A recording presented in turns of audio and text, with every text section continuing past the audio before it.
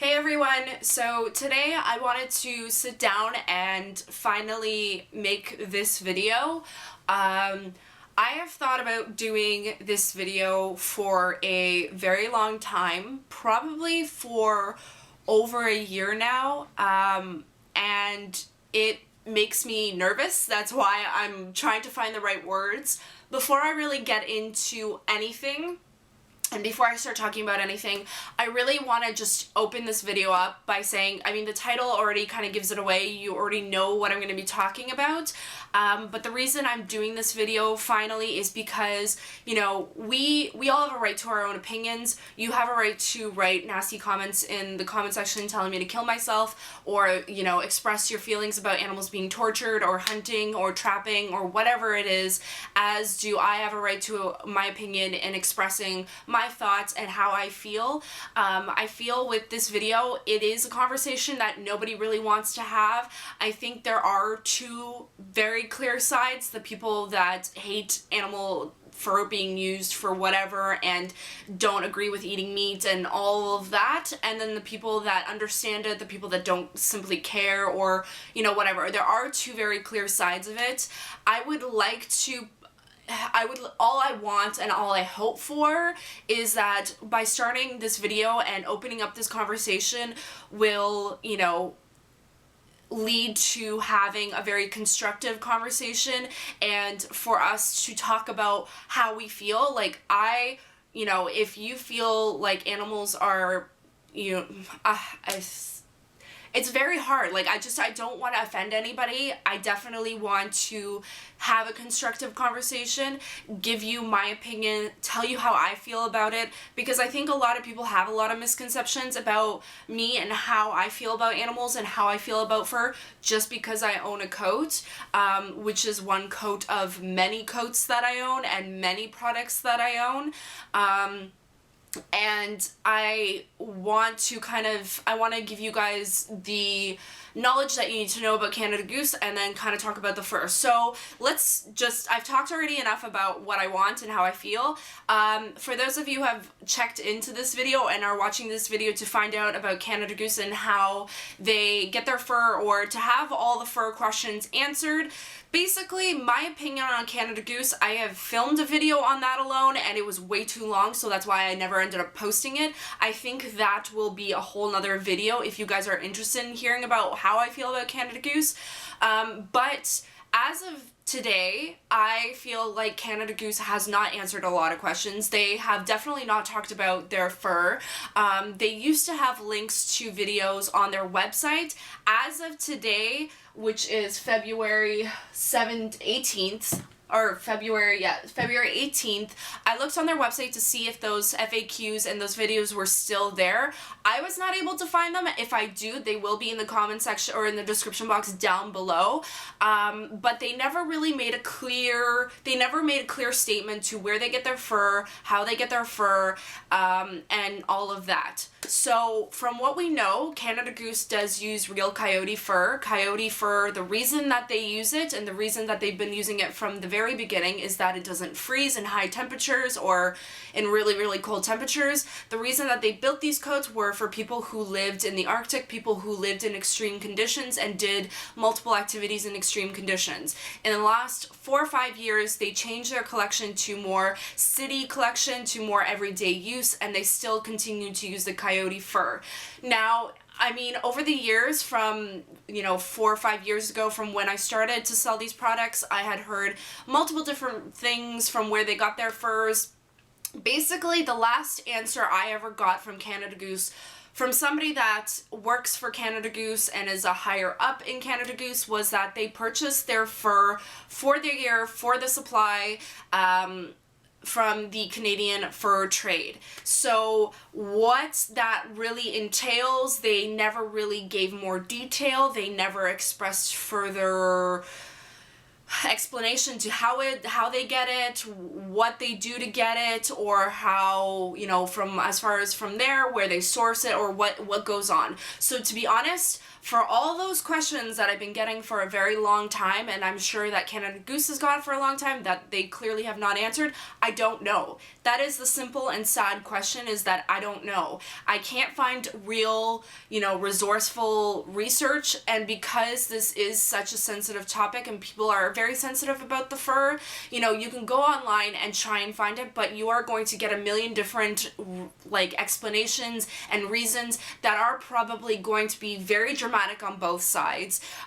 You're going to get a mix of response, and there really is no real reason. Now, the reality is Canada Goose is just a company that purchases fur to put on their products. They are not, you know, they are not themselves going out and hunting for this fur. There are companies out there that I know of. I'm not sure if you guys are interested in knowing. I don't know if they still do them, but from the last time I checked, there are companies out there that do buy fur from fur farms. That I do not agree with. I am not okay with that. I do not understand why animals are being raised solely for their fur.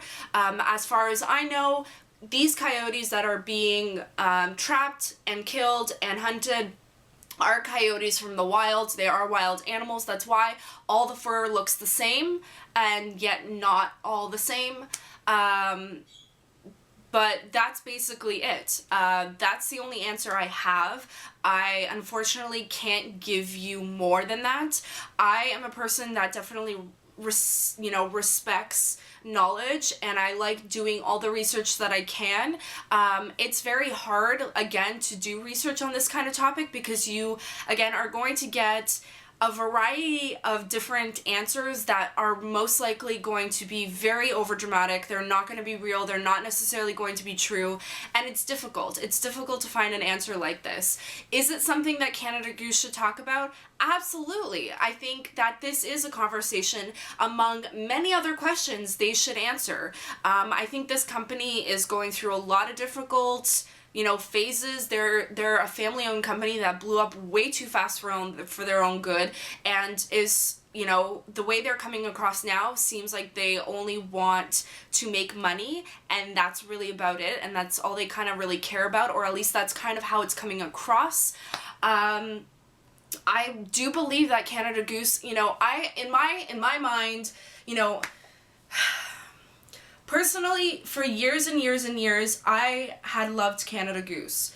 My love for this company isn't there anymore. I don't feel the same way about the company. I still love the products, some of them. They work for me. They work for my lifestyle. They keep me warm. And, you know, it is what it is kind of with that. I used to be in love with their products. I used to, like, love and appreciate their company. It's just not there anymore. I've seen too many wrongs.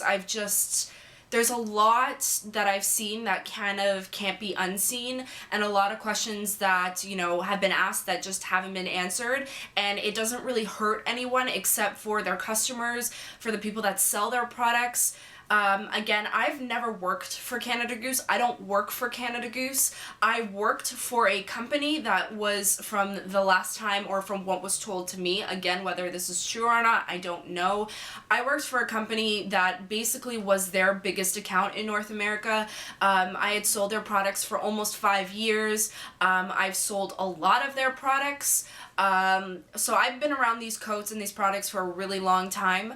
I had the pleasure of having presentations, or witnessing presentations done by the owners, and I do definitely feel like there has been a change since they sold a big portion of the company, since, you know, the owners aren't necessarily the owners anymore, or don't play a big part.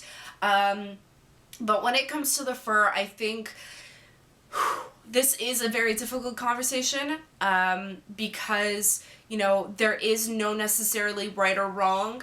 I think, again, there are different perspectives if you've lived in different environments, if you've been exposed to different things. I think for us who live in the city, who have never lived on a farm, who haven't lived in the middle of nowhere, who have easy access to just go to any grocery store down the street, go into the meat aisle, and find, you know, that chicken. You can find chickens with no bones, no nothing. You can just find the breast sitting in a styrofoam plate, you know, perfectly cut, deboned, no veins. It does definitely do something to you being completely desensitized versus, you know, watching an animal be killed and killed for food, and where that chicken actually comes from. I think a lot of people have a hard time associating, you know, the process of what it actually, you know, where it came from.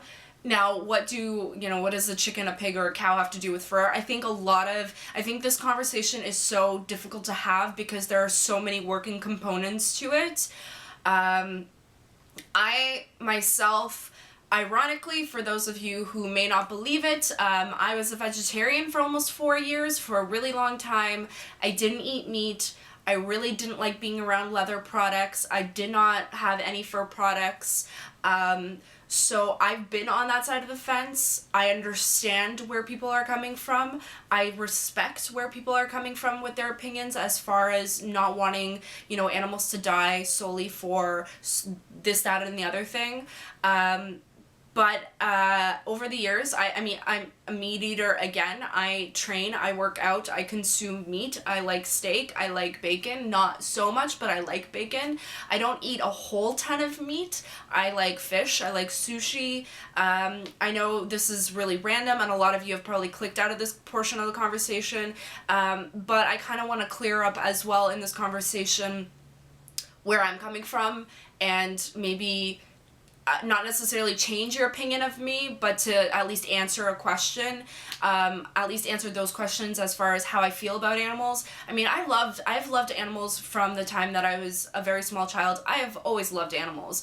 I grew up with a parent that lived on a farm, that was exposed to, you know, animals being killed for what they were raised for, and I have grown up around, you know, growing up as a kid, I grew up in an area I lived in the middle, like I've lived in Toronto my entire life. I've lived in the city my entire life. But I actually grew up in an area where I remembered this morning while I was thinking about how to have this conversation. I grew up in an area where in the park that I used to go to all the time, there was a family of foxes. And they were there for years and years, and they were massive and they were gorgeous from what I remember. And eventually one day they kind of disappeared. I'm assuming somebody probably came in because there was a lot of them, and they were literally in a park full of children. So I'm sure somebody had a problem with that. So they probably shipped them elsewhere. But I've also grown up in a city where there are coyotes, and coyotes are a lot bigger than you think. My best friend lives in an area where she's close to a river, close to a ravine. Her and her mother, with walking their dog, have enough standoffs with coyotes before, have had standoffs with a coyote before. And I think what a lot of people don't realize is, you know, one coyote is one thing, which is what we are used to seeing maybe here in the city. We're not used to seeing packs of coyotes. But if you live on a farm, if you live in the middle of nowhere and you don't have a gun or any dogs around with you, which is highly unlikely for people who live on a farm, but if you are in the middle of nowhere and you come across, you know, more than 3 coyotes at one time, you are in trouble. And you are in trouble because they are animals. They don't care that you're a human. They don't care that you are wearing a fur coat. They don't care what you are. You are a threat to them, and they will try and take you down. I have had family or friends who have lived on farms, who have lived in the middle of nowhere, and you basically, at night especially, would not leave any vicinity of safety without your dogs or without a gun or without a knife or something, because coyotes are animals at the end of the day. They are predators, and they kill livestock. They kill cows, they kill chickens, because it's in their nature. It's simply in their nature. I don't really know where else to go with this conversation. I'm just kind of spewing random thoughts and facts that I feel about, that I've kind of accumulated over the years. Once when I was selling one of these coats to a gentleman, he had came in to the store. He lived far out north, probably 2 hours, 3 hours away from what I remember, and he owned a farm. And he told me that the county he lives in has a bounty on coyotes, solely for the fact that they are killing livestock. They kill, whatever that they can to survive, because again, it is in their nature. And this is something that does happen. What I have learned recently about hunting, and that has just changed my perspective and has taught me to have an understanding that some hunters do have a respect for animal, have a very deep respect for animals. I've been listening to Joe Rogan's podcast, and I listened to a very, very old podcast of his with a gentleman named Remy Warren, who has basically been hunting from the time that he was a child. And that podcast deeply changed how I feel about animals and hunting. I will leave a link to it in the description box down below if any of you are interested in hearing about it. He is an incredibly impressive human being. I think it's incredibly enlightening. It's incredibly interesting to hear just the stories and the amount of work that goes into hunting. I am not trying to turn anybody on to hunting. I am not trying to say that it's okay. This is just, food for thought. It is knowledge to empower yourself. I hate walking into a conversation or being a part of a conversation without having knowledge, or to have at least a positive or having something important to say or being a part of the conversation. There was another video, another 2 videos that I had seen about a year ago that Vice had done 2 documentaries.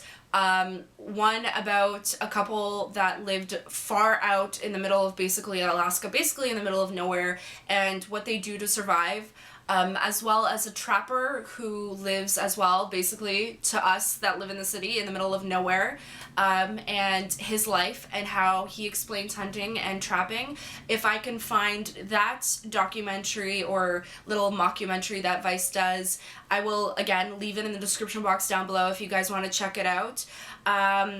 And I think that if Canada Goose, I have thought about it, if I ever kind of got to be a part of that kind of a project, I think it would be extremely wise for Canada Goose to build some sort of a documentary. They make these elaborate and epic videos. I think if they did a sincere and interesting mini documentary about where the fur comes from, where the down comes from, and how they source their products, and really how their products were made from, the beginning to where and how they are being made now, I think it would serve them a huge, it would do wonders for them. At least it would answer questions to the people that, whether you like Canada Goose or not, whether you hate it or not, I feel as though if they did something like that, it would answer a lot of questions for the people that, strongly disagree with fur. At least it would be answers for you. You don't need to agree with it. I don't think you at all. I don't think you have to agree with it at all, but at least it would answer things. It would answer a lot of questions that people like myself and just everyday people just don't have. I don't really know what else to say as far as having this fur conversation. I think it is a very difficult conversation because I am trying to not offend anybody. I am very much trying to be respectful. I have my personal opinions, which are I am okay with fur. As long as it's, I'm not okay with fur farms. I'm not okay with animals being tortured. Am I okay with animals being hunted and their bodies, the whole body being used, all of the meat being used, and the fur just being kind of a byproduct of the fact that they're being hunted? I mean, yes, to some extent, because I understand hunting on some level, because I am a meat eater, because I've done the research, because I've listened to hunters, because I've understood the process, I understand it to a degree. I mean, it is what it is. We For the people that are also throwing their pitchforks at me and telling me that I should go kill myself, that I hate animals, that animals are being tortured, you know, for any of you out there that don't wear leather, that don't wear any products that are, you know, have any sort of trace of animal product, that for those, you know, lovely ladies out there that wear lots of makeup, is all of your makeup not tested on animals, on poor animals that are being stuffed into tiny cages and, you know, basically poked and prodded on. For anybody that just doesn't eat meat, basically if anybody out there is living animal-free, torture-free lifestyle with no pets that are you're feeding byproducts to, then that is amazing. I would love to hear what you have to say. I would love to hear, you know, what you do to make sure whatever products you're purchasing don't have any animal byproducts or anything to do with animals. I would love to hear. I think that's incredibly impressive, and I think, you know, I respect you for your choices, and I want to hear what you have to say. At the end of the day, I think that this is just kind of first video into this conversation. I know this video is very long, as per all of my other videos are. I hope for any of you who have stuck around and have watched to the end of this video, I hope you understand where I'm coming from, and that this is a very difficult conversation, but it is, I think, a conversation that needs to be had. I think Canada Goose does need to answer a lot of questions. I think they need to get their heads out of their asses and start, you know, really doing a better job at their marketing campaign, because their marketing campaign feels like it's non-existent. You know, sending out emails, making a really nice website, and making a video, you know, a 3 to 4 minute video once in a blue moon isn't really answering the questions, and you really are doing a disservice to your customers and to the people that really love your product. I mean, there's a reason that people are falling out of love with your products. You know, I hope that this video has helped any of you.